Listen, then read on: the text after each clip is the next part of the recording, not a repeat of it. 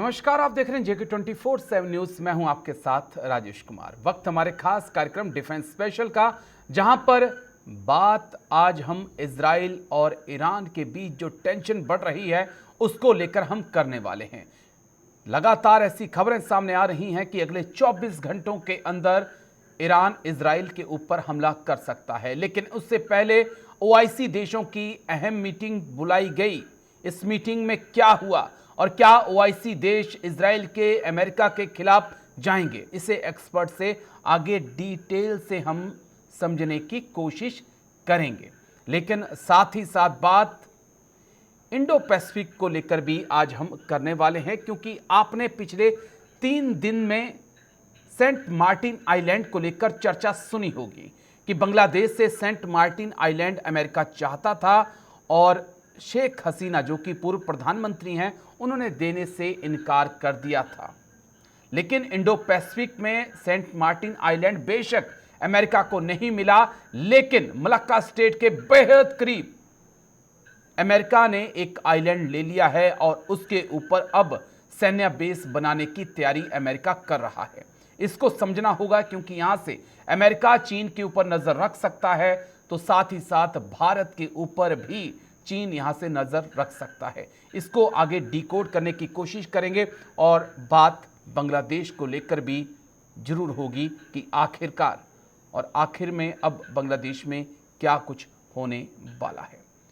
शुरुआत बड़ी खबर के साथ। चीन पर लगाम लगाने की तैयारी में अमेरिका। बड़ी खबर आपको बता दें, हिंद महासागर में अमेरिका का नया सैन्य अड्डा। चीन की पनडुब्बियों पर नजर रखना होगा आसान। ऑस्ट्रेलिया के कोकोस द्वीप समूह पर सैन्य बेस। चीन पर लगाम लगाने की तैयारी में अमेरिका। हिंद महासागर में अमेरिका का नया सैन्य बेस। चीन की पनडुब्बियों पर नजर रखना होगा आसान।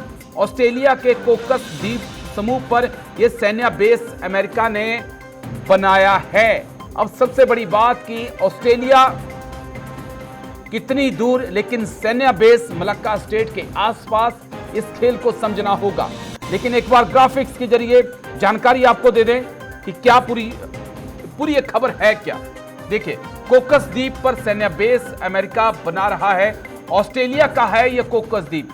ऑस्ट्रेलिया से लगभग 3000 किलोमीटर दूर, भारत के करीब, मालदीव के करीब और साथ ही में मलक्का स्टेट के बेहद करीब ये द्वीप जो है वो ऑस्ट्रेलिया का है, जिसका इस्तेमाल अब अमेरिका करने जा रहा है। मलक्का स्टेट के बेहद नजदीक है ये द्वीप। चीन के तेल आयात का काफी ज्यादा हिस्सा यहीं से निकलता है। चीन की सबमरीन पर अमेरिका यहां से आसानी से नजर रख सकता है। सेंट मार्टिन आइलैंड पर भी नजर थी, लेकिन वो नहीं मिला बे ऑफ बंगाल के अंदर।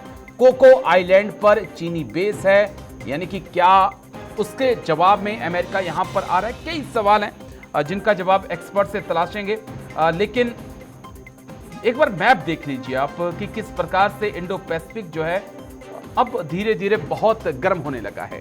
कोको आइलैंड पे आपकी नजर जाएगी, म्यांमार का ये आइलैंड। लेकिन हाल ही में खबरें आई कि चीन ने यहां पर अपना रडार सिस्टम लगा दिया है। अंडमान निकोबार भारत का हिस्सा और मलक्का स्टेट पे भारत यहीं से नजर रखता है। यानी कि अगर चीन का तेल जा रहा है, कुछ भी सामान, चाहे हथियार जा रहे हैं, गोला बारूद जा रहे हैं, वो अगर मलक्का स्टेट से निकलता है तो भारत यहां पर चीन की गर्दन को दबोच सकता है। और इसी को चेक करने के लिए क्या कोको आइलैंड में चीन आया था, लेकिन कोकोस आइलैंड में अमेरिका पहुंचा है। और ये देखिए बेहद करीब है, भारत के भी, मलेशिया जैसे देशों के तमाम के करीब है, और लेकिन ऑस्ट्रेलिया से बेहद दूर भी है। मालदीव, सेंट मार्टिन आइलैंड जिसकी बात हमने की, जिसको लेकर अमेरिका चाहता था कि बांग्लादेश उसे दे, लेकिन नहीं मिला। लेकिन आज जो खबर सामने आई है कि कोकोस आइलैंड पर अमेरिका अब अपनी बेस के लिए निर्माण शुरू कर रहा है और यहां पर उसके फाइटर जेट, सबमरीन को चेक करने के लिए दूसरे विमान मौजूद रहेंगे। इसी को समझने की आज कोशिश करेंगे कि इंडो पैसिफिक बहुत तेजी से अब चर्चा में है, चाहे अमेरिका के लिहाज से, चाहे फिर चीन के लिहाज से। दो खास मेहमान चर्चा में आज हमारे साथ जुड़ चुके हैं। मेजर जनरल राजन कोचर हमारे साथ जुड़ चुके हैं, जाने माने डिफेंस एक्सपर्ट है। बहुत बहुत शुक्रिया सर। जय हिंद। सबसे पहले डॉक्टर महेंद्र सिंह हैं, विदेश मामलों के जानकार हैं। बहुत बहुत शुक्रिया डॉक्टर महेंद्र। जय हिंद आपको भी। शुक्रिया सर समय देने के लिए। Thank you. नमस्कार। जय हिंद। मेजर जनरल राजन कोचर सर, कोकस द्वीप ऑस्ट्रेलिया का मलक्का स्टेट के बेहद करीब, अमेरिका इसको ले रहा है। सुनने में आ रहा है कि यहाँ पर वो इंफ्रास्ट्रक्चर भी बना रहा है ताकि अपने फाइटर जेट्स हों या अपनी सबमरीन हो, उनको यहाँ पे तैनात कर सके। अचानक से इस कोकोस आइलैंड पर अमेरिका का आना, क्या ये कि लंबी प्लानिंग थी या सब कुछ अचानक हुआ? और क्या ये चीन को चेक करने के लिए है और क्या आने वाले वक्त में ये भारत को भी चेक करने के लिए है सर? ये बहुत एक स्ट्रैटेजिक लोकेशन है। अगर आप कोकोस आइलैंड की लोकेशन मैप पे देखें तो मलक्का स्ट्रेट से ज़्यादा दूर नहीं है जी। 26 ये छोटे छोटे कोरल आइलैंड्स हैं और इसमें 2 आइलैंड ही बसे हुए हैं। 600 से ज़्यादा लोग नहीं रहते हैं वहाँ पे। और ये मुस्लिम इस्लाम के ज़्यादातर लोग वहाँ पे रहते हैं, पर वो ऑस्ट्रेलिया के कंट्रोल में, फेडरल गवर्नमेंट जो ऑस्ट्रेलिया की है वो उसके कंट्रोल में है। ओके। अब स्ट्रैटेजिक लोकेशन को अगर आप इस चीज़ को देखें और चाइना की वल्नरेबिलिटीज आप देखें, चाइना का पूरा ट्रेड जो है वो मलक्का स्टेट्स के थ्रू जाता है, तो एक चोक पॉइंट है चाइना के लिए जी। और अगर उस मलक्का स्ट्रेट्स में कुछ अंकुश लग जाती है चाइना के लिए, तो चाइना का जो पूरा ऑयल सप्लाई है जी आपका बंद हो जाएगा। चाइना की लड़ाई लड़ने की क्षमता बिल्कुल कम हो जाएगी। Okay sir. और इसीलिए अमेरिका ने अपनी जो इंडो पैसिफिक की स्ट्रेटजी अमेरिका ने क्या की है जी, जापान में ओकिनावा का एक मिलिट्री बेस वहां पे लगा रखा है। सेनकाकू आइलैंड्स में भी उनकी वहां पे प्रेजेंस है। और जापान भी अमेरिका को प्रॉक्सिमिटी देता है इंडो पैसिफिक में अपने आप को रेलेवेंट रखने के लिए। ओके। अब अमेरिका और पास आना चाहता है, और स्पेशली जब अमेरिका ने देखा कि कोको आइलैंड्स जी जो आपके म्यांमार में है, कोको आइलैंड्स पे चाइनीज का कंट्रोल हो चुका है जी। और यहां पे अगर कोकोस आइलैंड का कंट्रोल अमेरिका रख लेता है और आने वाले वक्त में सेंट मार्टिन जिसकी बात हो रही है और जो कंट्रोवर्सी में आया था जी, जिसको शेख हसीना ने भी उसको जिक्र किया था कि एक वाइट आदमी, जी जी, वाइट मैन ने इसको मुझे ये अप्रोच किया था कि आप ये हमको दे दीजिए और आपकी सारी आपकी प्रॉब्लम्स दूर हो जाएंगी। तो अगर हम उस तरीके से इस चीज को देखें तो ये अमेरिका के लिए बहुत ही इंपॉर्टेंट रहेगा कि एक बेस जहां पे अमेरिका अपनी गनशिप्स और एक वहां पे एयर स्ट्रिप बना सके, एक मिसाइल बेस बना सके, और इस टाइप का जैसे चाइना ने पार्सिल और स्प्राइटली आइलैंड्स में साउथ चाइना सी में बनाया है जी। चाइना ने भी उतना ही वो जगह है उस आइलैंड्स की, छोटे छोटे आइलैंड होते हैं ये।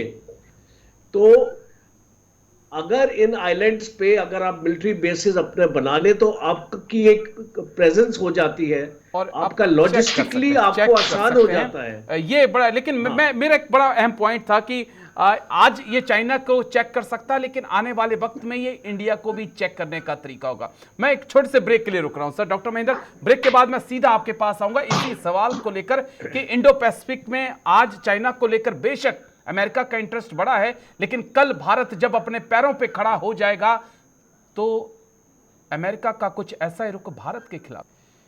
ब्रेक के बाद आपका स्वागत है। बड़े अहम मुद्दे पे चर्चा लगातार जारी है, क्योंकि कोकोस आइलैंड पे अमेरिका पहुंच चुका है। आइलैंड जो है मलक्का स्टेट के बेहद करीब है। चाइना को चेक यहां पे अमेरिका करना चाहता है। अगर मलक्का स्ट्रेट से चाइना का सबमरीन है या कोई युद्धपोत निकलता है तो अमेरिका उसे चेक कर सकता है। लेकिन अब यहां से कई सवाल खड़े होते हैं। डॉक्टर महेंद्र के पास हम चलेंगे। डॉक्टर महेंद्र, आज बेशक मैं एग्री हूं कि चाइना को चेक करना बहुत जरूरी है, लेकिन आने वाले वक्त में जिस प्रकार से हम made in India, make for world पे काम कर रहे हैं, उस हिसाब से एक दिन अमेरिका को हम भी आंखों में खटकेंगे।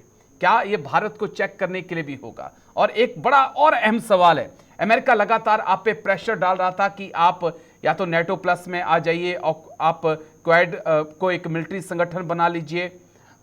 तो किस प्रकार से देख रहे हैं अमेरिका? क्या उसकी एक नाराजगी हम कोकोस आइलैंड में देख रहे हैं कि भारत हमारे साथ बेशक ना हो, हमें सेंट मार्टिन मिल जाए, सेंट मार्टिन नहीं मिल रहा है तो कोकोस आइलैंड मिल जाए, लेकिन हम यहाँ पे प्रेजेंस रहेंगे, प्रेजेंस बना के रखेंगे। देखिए, अमेरिका की निश्चित रूप से पहली प्राथमिकता है कि वो जो अपनी उसकी जो एक सुपर पावर की जो सीट है वो किसी भी कीमत पे नहीं गंवाना चाहता। बिल्कुल एग्री। अब उसके लिए चाहे उसको भारत के साथ संबंध बेहतर बनाने हो, चाहे वो जो है उसको जो पूरी की पूरी इंडो पैसिफिक में फ्रॉम बे ऑफ बंगाल से लेके पूरे इंडो पैसिफिक में उसको अपना चीन की महाशक्ति बनने की जो महत्वाकांक्षा है उसको रोकने के लिए उसे अपने मिलिट्री बेस बनाने हो, तो निश्चित रूप से अमेरिका जो है अपने हितों को आगे रख के ये कार्य करता है। और ये आपने एकदम सही कहा, जब भी अमेरिका के हित भारत के हित से टकराएंगे तो ये हमारे लिए भी चिंता का विषय हो सकते हैं भविष्य में। लेकिन आज जिस तरीके से अमेरिका के साथ हमारी एक स्ट्रेटेजिक पार्टनरशिप है जी, और हमने उसके साथ ही अपने जो टर्म ऑफ एंगेजमेंट है वो क्लियर कर दिए हैं। जिस प्रकार से अभी प्रधानमंत्री नरेंद्र मोदी की रूस की जो यात्रा होती है और तमाम जो है ऑब्जेक्शंस के बावजूद, तमाम जो है बातचीत के बावजूद वो यात्रा होती है और हम बहुत सफलतापूर्वक जो है अपने राष्ट्रीय हित को सुरक्षित रखने में सक्षम होते हैं। तो हाँ, एक तरीके से ये निश्चित रूप से हम माने कि अमेरिका पे जो है आप एकदम से विश्वास नहीं कर सकते। शायद इसी वजह से प्रधानमंत्री नरेंद्र मोदी अपनी थर्ड टर्म में उनकी पहली विदेश यात्रा रूस की होती है और वहाँ महत्वपूर्ण समझौते होते हैं, क्योंकि आज भी हम रूस के ऊपर जहाँ एक तेल हम सस्ते कीमत पे प्राप्त कर रहे हैं, उसके साथ ही जो हमारे डिफेंस प्रोक्योरमेंट हैं, तमाम डाइवर्सिफिकेशन एफर्ट्स के बाद भी अभी भी हम एक करीब 50-60% जो है डिफेंस इक्विपमेंट्स रूस से इंपोर्ट कर रहे हैं।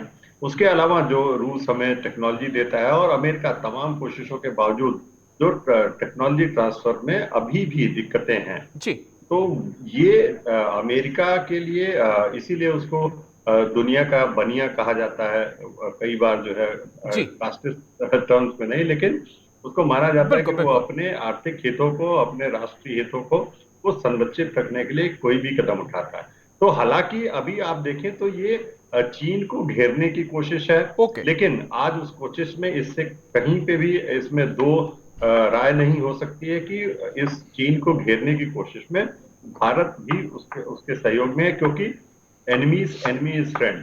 तो चीन से हमारी भी एक तरीके से आप कहें तो खुल के अदावत है, जिससे भारत ने साफ कर दिया है कि पाकिस्तान ISI के पीछे अगर कोई खड़ा है तो चीन ने खड़ा है। बहुत साफ शब्दों में भारत ने साफ कर दिया। भारत ने ये भी साफ कर दिया है कि वो किसी भी प्रकार के विस्तार या उपनिवेशवाद या साम्राज्यवाद, हमारे प्रधानमंत्री ने अपने स्वतंत्रता दिवस भाषण में ये बातें कही कि इसका युग नहीं है जो, और तो ये साफ है कि भारत भी अपने एक जो मल्टी अलाइनमेंट की जो हमारी विदेश नीति हुई है, हमने भी साफ कर दिया कि हम भी हमारे जो राष्ट्रीय हित होंगे उनको हम सर्वोपरि रखेंगे, वो आगे रहेंगे। मैं और अंतर्राष्ट्रीय राजनीति में Rajesh ji, there is no permanent friend and permanent enemy. Okay sir, done. मैं आता हूं आपके पास, मैं आता हूं, लेकिन एक सवाल और है मेजर जनरल राजन कोचर सर, उसका जवाब थोड़ा दीजिए मुझे। पिछले 30 साल 40 साल यानी कि 3 या 4 दशक हम देखते हैं तो हम देखते हैं कि मिडिल ईस्ट बॉयल किया है, और जहां जहां मिडिल ईस्ट बॉयल किया है वहां वहां अमेरिका मौजूद था। लेकिन पिछले 4-5 साल से अमेरिका की मौजूदगी इंडो पैसिफिक में बढ़ रही है। मैं जो कहना चाह रहा हूं कि क्या अब जो वार जोन था वो शिफ्ट होके इंडो पैसिफिक की तरफ पर या साउथ चाइना सी की तरफ बढ़ रहा है? क्योंकि वहां अब अमेरिका को पता चल चुका है कि अब यहां कुछ बचा नहीं है, अब दूसरी जगह हथियारों का निर्यात किया जाए, यहां दुश्मन बनाए जाएं और दोस्त बनाए जाएं। कुछ अलग राय है मेरी इसके लिए, क्योंकि अभी आने वाले वक्त में मिडिल ईस्ट और भी आपका वॉलेटाइल और इंटेंस होने वाला है। जी, अमेरिका ने गलती करी 4 साल 5 साल पहले। अमेरिका के 1,20,000 ट्रूप्स थे मिडिल ईस्ट में।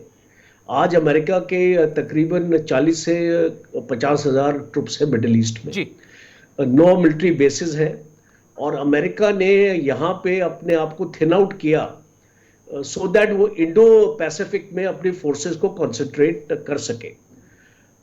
और फिर उसके बाद आप देखते हैं 2 डेवलपमेंट्स या 3 डेवलपमेंट्स हुई हैं। सबसे पहले क्वाड का गठन हुआ, फिर ऑकस का हुआ जी, और फिर स्क्वाड का हुआ। तो इसका मकसद क्या था? अभी इसका मकसद ये था कि अमेरिका अपने आप और अपने बलबूते पर वो इंडो पैसिफिक को डोमिनेट नहीं कर सकता है, उसको मदद चाहिए बाकी देशों की, और खास तौर पे वो देशों की जो वहां पे लोकेटेड है, प्रॉक्सिमिटी है उन देशों की जी।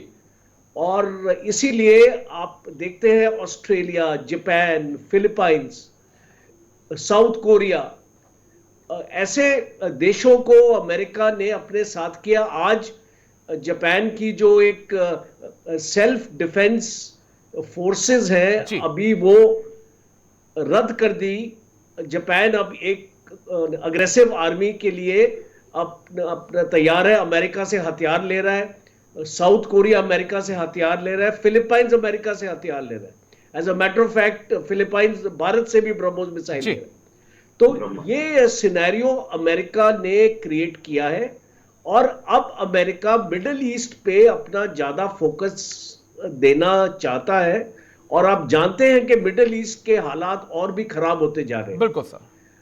आप जानते हैं ईरान जो जैसे ओआईसी की मीटिंग अभी बुलाई है और आने वाले वक्त में हम देखेंगे कि यहाँ पे अमेरिका की इन्वॉल्वमेंट बढ़ने वाली है। बिल्कुल बिल्कुल। तो इसीलिए अमेरिका ने अपने रिसोर्सेस को अभी ऐसे बैलेंस किया है कि वो मिडिल ईस्ट में भी एक रेलेवेंस ला सके। यूक्रेन में मुझे लगता है कि अमेरिका की जो भी सपोर्ट है वो कम होने वाली है, स्पेशली ट्रंप के आने के बाद। ओके। और ये भी हो सकता है कि वो फिर लड़ाई एक अपनी स्टेबलाइज हो जाए वहां पे और एक खत्म भी हो जाए। खत्म हो सकती है। मैं आता हूं सर, एक चांसेस है उस जी चीज जी के जी लिए। एक तो बड़ी खबर के बाद मैं आप लोगों के पास आता हूं। एक बड़ी खबर है मेरे पास, उसके बाद उस पे हम डिटेल से चर्चा करते हैं, अलग अलग पहलू को समझने की हम कोशिश करते हैं। जल्दी से बड़ी खबर, उसके बाद फिर एक्सपर्ट्स के पास हम चलेंगे। इजराइल पर हमले की तैयारी में ईरान की सेना कर रही हमले का अभ्यास। ईरान ने अरब देशों को भी धमकाया, हमला किया तो परिणाम होंगे गंभीर। बड़ी खबर इस वक्त की, इजराइल पर हमले की तैयारी में ईरान की सेना कर रही हमले का अभ्यास। ईरान ने अरब के देशों को भी धमकाया। बड़ी खबर आपको बता दें, इजराइल पर हमले की तैयारी, ईरान की सेना कर रही हमले का अभ्यास। ईरान ने अरब देशों को भी धमकाया, हमला किया तो परिणाम होंगे गंभीर, एंटनी ब्लिंकन बोले। जल्दी एक बार ग्राफिक्स जल्दी से प्ले कर दीजिए। ईरान करेगा इजराइल पे हमला, सैन्य तैयारियां कर रहा ईरान, ड्रोन और मिसाइल है सबसे बड़ी ताकत। हमास, हिजबुल्लाह, हुती भी तैयार हैं। ईरान के पास खतरनाक मिसाइलें हैं, खतरनाक ड्रोन हैं। अगली ग्राफिक्स, ईरान के हमले के लिए इजराइल भी तैयार है। ड्रोन, अमेरिका और ब्रिटेन ने तमाम हथियार वहां पर भेजे हैं। G7 देश भी इजराइल के साथ इस वक्त खड़े हैं। नेक्स्ट ग्राफिक्स, ईरान की ओआईसी को धमकी, ईरान ने इमरजेंसी मीटिंग बुलाई, सऊदी अरब में मीटिंग हुई।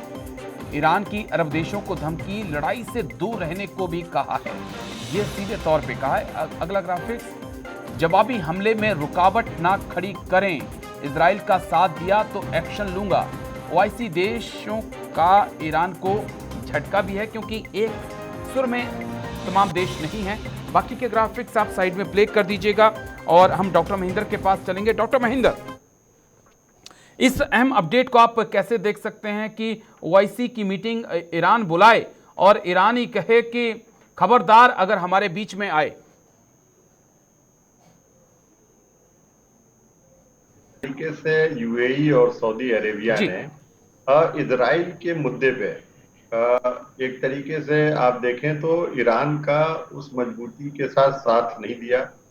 तो ये जो ईरान अपने आप को पूरे मुस्लिम वर्ल्ड का लीडर मानता है, तो ये झुंझलाहट है। और जिस तरीके से बैक टू बैक दो घटनाएं ऐसी होती हैं जहां इजराइल जो है सीधे ईरान की संप्रभुता पे चोट पहुंचाता है। एक जब उनके एक कमांडर उनके बेस पे, सीरिया में बेस पे आक्रमण होता है और जो ईरान की इस्लामिक रिवोल्यूशनरी गार्ड के टॉप कमांडर्स और सहित 6-7 लोग मारे जाते हैं, उन सैनिक।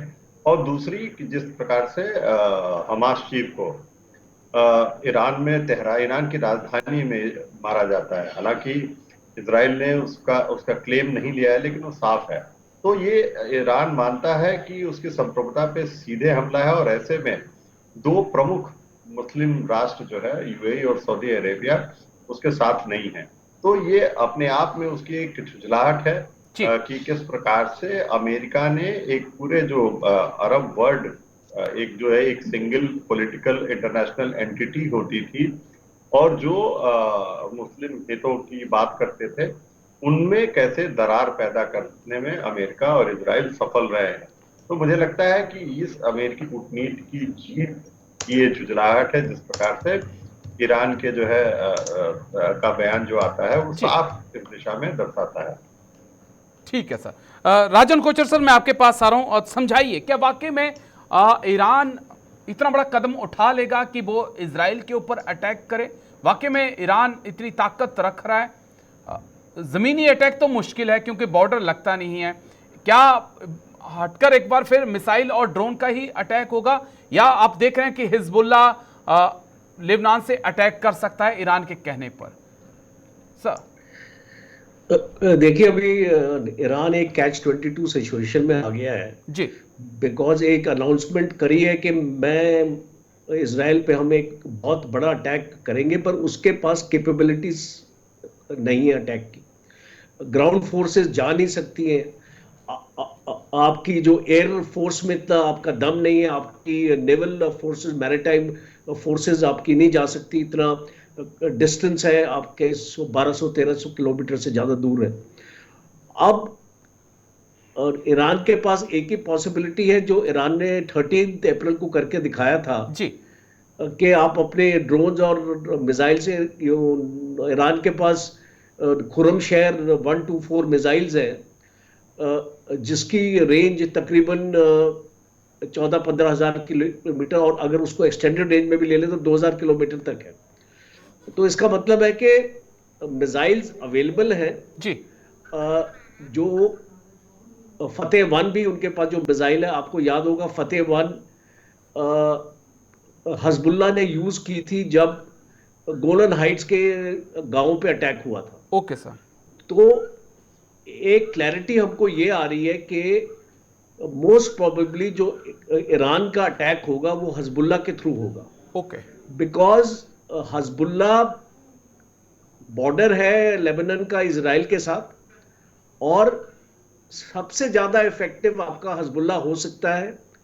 और अगर आप हजबुल्ला को ये खुरमशहर जैसी मिसाइल्स आप उनको दे दें जी, और फतेह 1 जैसी आप मिसाइल्स दे दें, तो आप एक डेफिनेट स्ट्राइक आप इजराइल के ऊपर कर सकते हैं, और खास तौर पे सिविल एरियाज में जी। अच्छा, दूसरा एक और इंटरनल न्यूज ये है इंटेलिजेंस के, जो इजराइल का एयर डिफेंस सिस्टम है जिसमें आयरन डोम, एरो 3 करके इस टाइप का जो एयर डिफेंस सिस्टम है, वहां पे मिसाइल्स काफी डिप्लीट हो चुकी हैं। ओके, और इजराइल ने अमेरिका से इसको रिक्वेस्ट किया है कि आप हमको इसको मिसाइल्स की एक सप्लाई जल्दी से जल्दी भेजिए, जो मुझे लगता है अमेरिका उनको भेजेगा। ओके। और आज की न्यूज ये है कि अमेरिका और यूके जी दोनों इजराइल को एमुनिशन, ड्रोन्स और मिसाइल्स देने के लिए तैयार है। जी और अगर हम इस सिनेरियो को बिल्डअप करते हैं और इसको आगे लेके जाते हैं, तो मुझे ऐसा लगता है कि आने वाले टाइम्स में हजबुल्ला के जो अटैक हैं वो ज्यादा प्रिसिशन के साथ होंगे। ओके। आज हजबुल्ला के पास जो मिसाइल्स ईरान की हैं वो प्रिसिशन गाइडेड मिसाइल्स इजराइल ने ईरान ने हजबुल्ला को दी नहीं है। जी जी। और वो उनको अभी मिलने वाली है, जिससे वो पिन पॉइंट एक्यूरेसी से इजराइल के ऊपर वार कर पाएंगे। ठीक है। और अभी हमने हाल ही में जितने अटैक्स हजबुल्ला के देखे हैं, वहां पे स्मार्ट एमुनिशन इस्तेमाल नहीं हुआ है। लेकिन मैं आता हूं सर, मुझे एक छोटे से ब्रेक के लिए रुकना होगा। माफी के साथ लगातार पीछे से कमान आ रही है, छोटा सा ब्रेक लेंगे। ब्रेक के उस पार इस चर्चा को आगे बढ़ाएंगे, क्योंकि अगर ऐसा होता है तो क्या पूरा मिडिल ईस्ट जंग के दायरे में आ जाएगा? अमेरिका ब्रिटेन है कि क्या ईरान इजराइल के ऊपर हमला करेगा या हिजबुल्ला हुती के सारे हमला किया जाएगा? लेकिन बड़ा सवाल यह है कि अमेरिका की अब यहां पर क्या भूमिका होने वाली है, ब्रिटेन की क्या भूमिका होने वाली है? डॉक्टर महेंद्र, अगर ये अटैक होता है, हिजबुल्ला के जरिए होता है, डायरेक्ट अटैक होता है, क्या ये जंग पूरे मिडिल ईस्ट में फैल सकती है? और क्या अमेरिका ब्रिटेन का यहां पे क्या रोल होगा? और साथ ही साथ जो है G7 देशों, नेटो का क्या रोल होगा?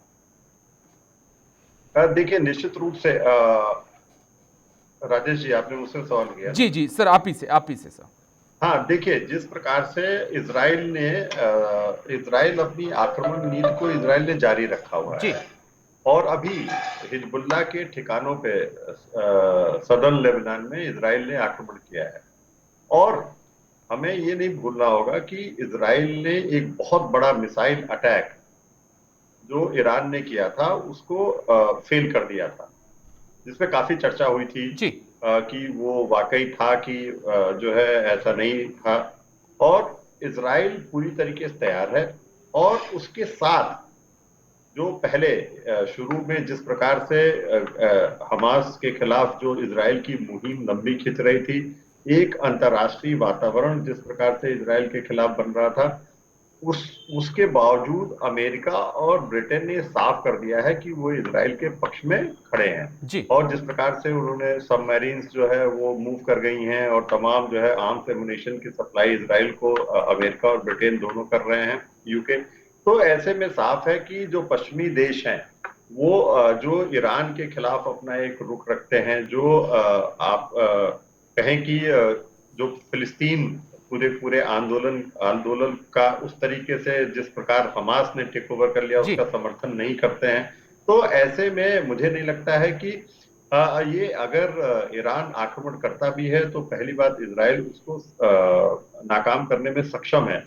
और अगर ऐसा होता है तो निश्चित रूप से ये टेंशन जो है वो और भी एस्केलेट हो सकती है और वो पूरे मिडिल ईस्ट पे फैल सकती है, इसमें कोई दो राय नहीं है। लेकिन अभी सिचुएशन जिस प्रकार से बहुत तेजी से बदल रही है, जिस प्रकार से ऐसा लग नहीं रहा था, इजराइल आईडीएफ खासकर हमास के आक्रमण के बाद जो आश्चर्यचकित करने वाला था, जिस तरीके से लग रहा था कि पूरी मोसाद का फेलियर था, लेकिन इजराइल ने फिर से जो है मुझे लगता है इस पूरे संघर्ष में वापसी कर ली है।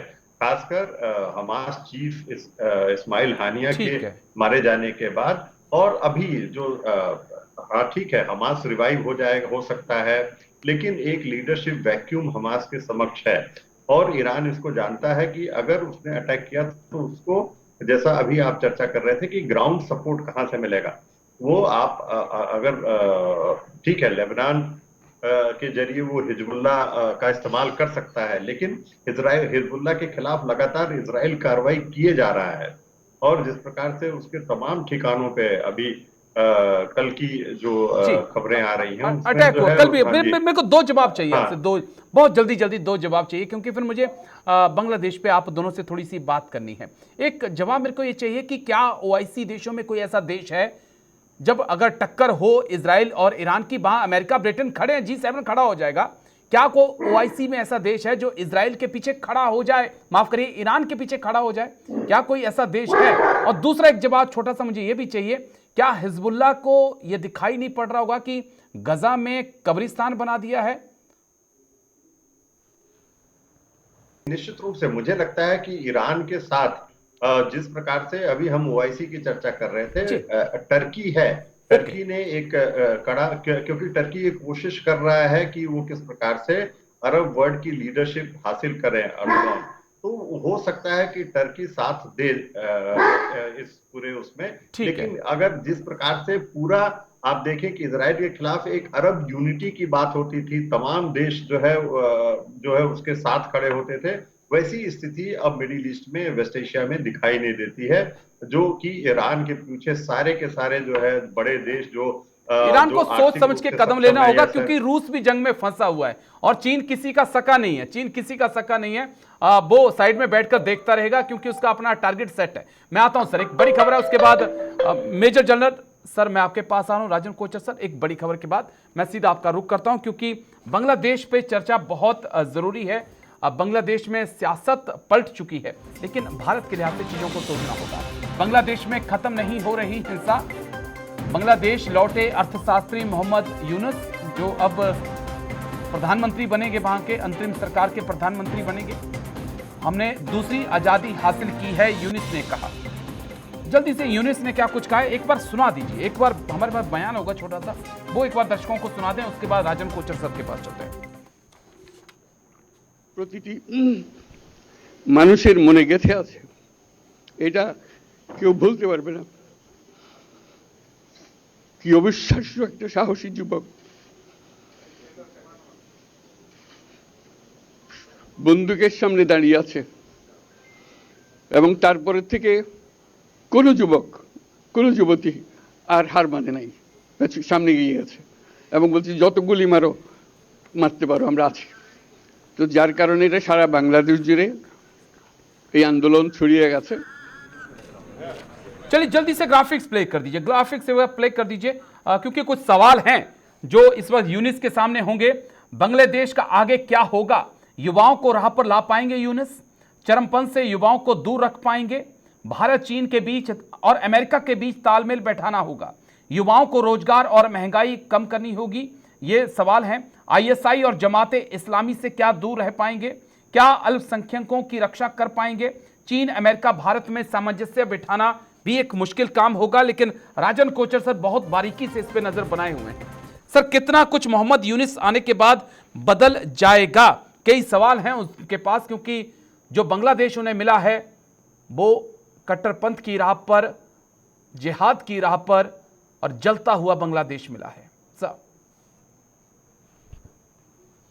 ये मैं बहुत क्लोजली वॉच कर रहा हूँ इस चीज को, बांग्लादेश को, और ये जो कॉन्स्पिरेसी थ्योरी चल रही है, आई थिंक ये मीडिया में ज्यादा अच्छी लगती है, बट ऑन ग्राउंड जो बांग्लादेश में सिचुएशन है वो एक क्लियर डायरेक्शन ले रही है, और वो है जमाते इस्लामी।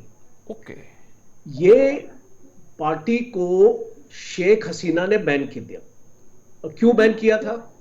बिकॉज शेख हसीना के पास पुख्ता इंटेलिजेंस रिपोर्ट्स थी कि अब इनके पास ऐसी ताकत आ रही है कि ये बांग्लादेश में इंस्टेबिलिटी पैदा कर सकते हैं। आईएसआई और पाकिस्तान का डिजाइन अपना सामने बहुत क्लैरिटी से आ रहा है। यूनाइटेड स्टेट्स की कॉन्स्पिरेसी थ्योरी और चाइना की अभी मैं उनको अलग रखना चाहता हूं। जी जी जी।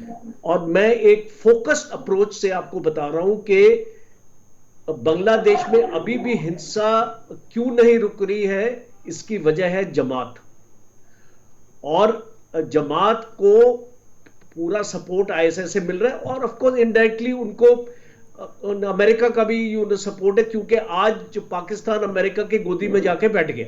बिल्कुल सर।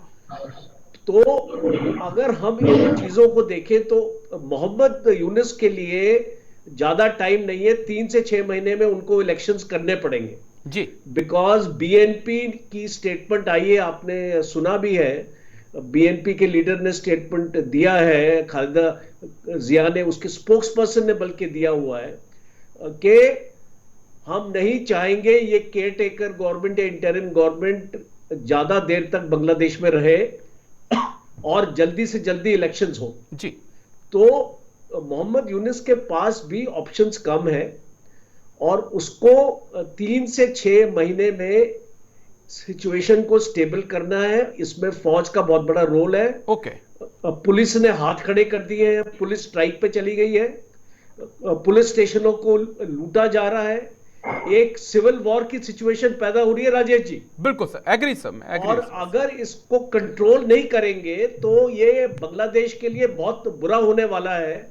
और स्पेशली भारत को क्या करना है, ये मेरा लास्ट पॉइंट इधर है, भारत को फिलहाल कोई स्टेटमेंट नहीं देनी चाहिए, अपने बॉर्डर्स को मजबूत करना चाहिए, अपनी इंटेलिजेंस सोर्सेस को एक्टिव रखना चाहिए, भारत को पता होना चाहिए बांग्लादेश में क्या हो रहा है और एक वेट एंड वॉच की स्थिति में भारत को होना चाहिए। अभी कोई स्टेटमेंट, अब आप देख लीजिए, मोहम्मद यूनुस ने डायरेक्ट अटैक किया है पीएम मोदी पे, तो पीएम मोदी की तरफ से कोई स्टेटमेंट नहीं आनी चाहिए जी। और बस एक आखिरी मिनट के लिए, क्योंकि डॉक्टर, माफी चाहूंगा सर, पीछे से लगातार वाइंड अप के लिए आ रहा है। डॉक्टर महेंद्र, एक आखिरी 1 मिनट बचा है मेरे पास, आपका पॉइंट ऑफ व्यू सर जल्दी से 1 मिनट में दे दीजिएगा प्लीज। नहीं, देखिए, सबसे महत्वपूर्ण बात है ये देखना दिलचस्प होगा कि ये मोहम्मद यूनुस के अंतरिम सरकार में शामिल कौन होता है जी। और अगर इसमें जमाते इस्लामी के लोग भी अगर इसमें शामिल होते हैं तो निश्चित रूप से ये बहुत शुभ संकेत नहीं है बांग्लादेश की आवाम के लिए भी और भारत के लिए तो कतई नहीं, किसी भी कीमत पे नहीं। लेकिन भारत ने भी ये साफ कर दिया है, हमें लगता था कि हम सिर्फ शेख हसीना ही हमारी एकमात्र वो है, लेकिन जिस तरीके से आज विदेश मंत्री का बयान आता है ऑल पार्टी मीटिंग में कि नहीं, वहां की हम अपने लोगों की रक्षा के लिए वहां के आर्मी चीफ के भी टच में हैं, तो ये साफ है भारत ने भी जो है आगे की स्थिति के लिए एक मन बनाना शुरू कर दिया है कि हम किससे डील करेंगे शेख हसीना के बाद। बांग्लादेश को भी मन बनाना पड़ेगा, सत्ता में चाहे शेख हसीना आए या खालिदा जिया आए, जमात इस्लामी की तरफ से कोई आ जाए, अगर मुइजू को 6-7 महीने बाद भारत से प्यार हो जाए और भारत से कहें कि वेलकम इंडिया और वहां तालिबान के साथ हमारे रिश्ते अच्छे हो जाएं, तो एक चीज तो साफ है कि हमारी फॉरेन पॉलिसी बहुत लचीली है, हम उसको तमाम देशों के साथ सामंजस्य बिठा सकते हैं, पावर में चाहे कोई भी हो। लेकिन बहुत बहुत शुक्रिया आप दोनों खास मेहमानों का, मेजर जनरल राजन कोचर सर बहुत बहुत शुक्रिया, डॉक्टर महेंद्र आपका भी शुक्रिया मेरे साथ खास चर्चा में हिस्सा लेने के लिए, तमाम पहलुओं को इतनी बारीकी से समझाने के लिए। वक्त छोटे से ब्रेक का, जल्द हाजिर होंगे।